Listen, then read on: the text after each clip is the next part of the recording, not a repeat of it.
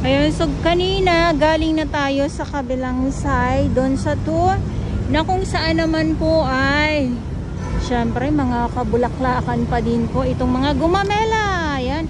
At itong mga halaman na tanim dito sa Dolomite Beach po. So iba't ibang kulay ang inyong makikita. At eto nga po yung kulay pink.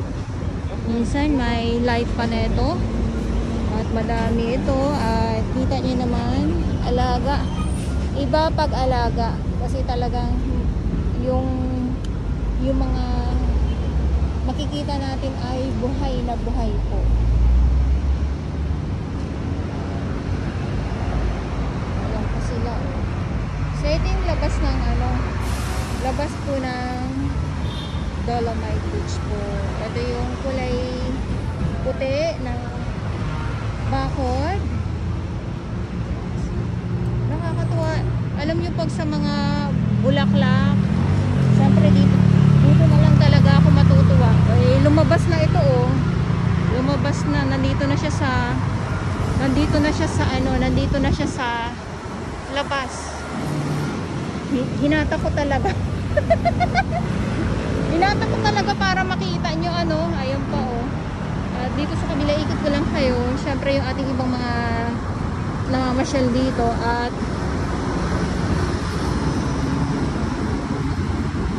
dito sa may unahan, nandyan yung entrance. Okay? Sa aking mga viewers, sa mga hindi nakakaalam, pag ito, dinerecho nyo po, papunta na po yan ng yacht club. Itong way na to.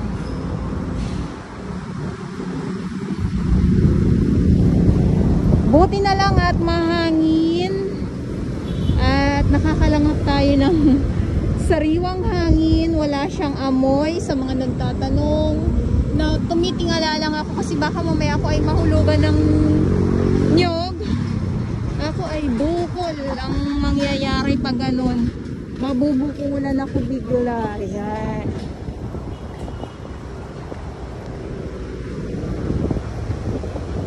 Mabubukulan tayo bigla. Pero ako ay ganito ay ganda. Nagagandahan ako pag alam niyo yung sa palibot natin, sa palibot sa natin, lalo na sa bahay, lalo na pag may mga may mga tanim kayo na mga halaman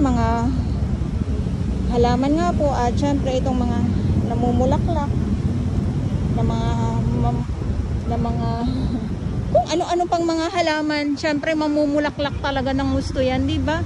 Ito tayo eh. Ayan, oh, ang ganda. Ay, ang ganda niya. Siyempre hindi na naman ako magsasawa dito. Yung mata ko ay hindi na naman po magsawa sa mga ganitong mga pangitain ko, 'di ba? O talagang hinahata ko po talaga para makakuha ako ng magandang anggulo para sa inyo. Anggulo. Siyempre ganun talaga 'yun, 'di ba? Kailangan ay gawa-gawa din po ng paraan para makakuha tayo ng magandang picture. Yes, ayan ha. Dolomite Beach po tayo. At ito nga po itong mga nagagandahang mga bulaklak dito sa loob ng Dolomite Beach. Ayan, good afternoon sa inyong lahat. Siyempre, pag may mga halaman, may mga bulaklak, doon ako tumatambay-tambay. Doon ako tumatambay-tambay ng panandalian. Para naman tayo ay makapag-relax-relax naman po. Ayan. Dahil nga ay sa sobrang init.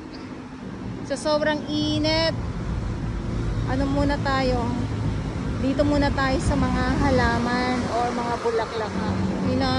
Yung ko is nandito na sa mga halaman. Grabe na yan Siyempre dito tayo sa kabilang side para naman po makita nyo pa. Pero kasi galing na ako doon sa kabila, dito sa 2, so pinaka malapit sa 500 meters ng Dolomite Sand. Eh dito lang po ako muna. Sisilip-silip muna tayo dito para naman makita nyo, diba? Siyempre itong mga nyug, nagagandahang mga halaman Bulaklak pala. Sorry naman, halaman. Sorry. Nagagandahang mga bulaklak. Ang hinahanap ko dito yung kulay red. Nawala na yung red. Ito siya, ito pa oh. Ayan pa. Okay. At ito yung view. Ito yung view for today. At yung ating namamasyal, ayan. Konti lang po kasi talagang wala po talagang magtatagal sa ganitong sa ganito katiring ang araw. Wala pong magtatagal. So, syempre tumingala muna ako kasi ayan yung niyog. Baka ako ay mahulugan, wag naman. O saan kasi ako lumulusot eh. Ganda di ba? Ang ganda di ba? Ang ganda di ba? Basta ako nagagandahan. Basta ako ay nagagandahan.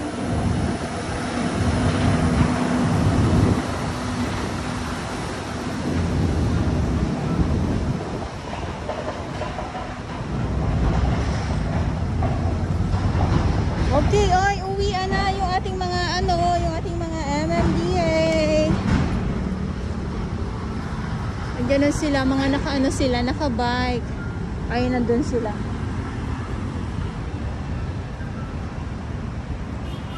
Dito muna tayo ng panandalian. Thank you so much naman po. At ito yung update natin. Ngayon dito sa Manila Bay, Dolomite Beach at ulitin ko lang po. Paulit-ulitan lang tayo ha. Good afternoon po sa inyong lahat at sa mga baguhan. Yes, welcome sa channel ni Miss Jelani Dorabas. Mahalin niyo po ako ng buong buo. Yun ay hindi galing sa ilong na may sigaw. God bless everyone.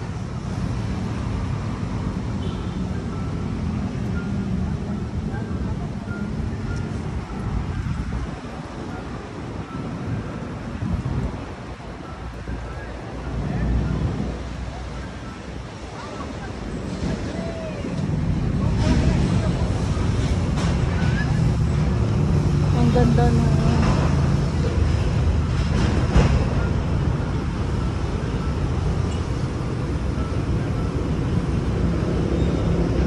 Ngayon ay August 23, 2024.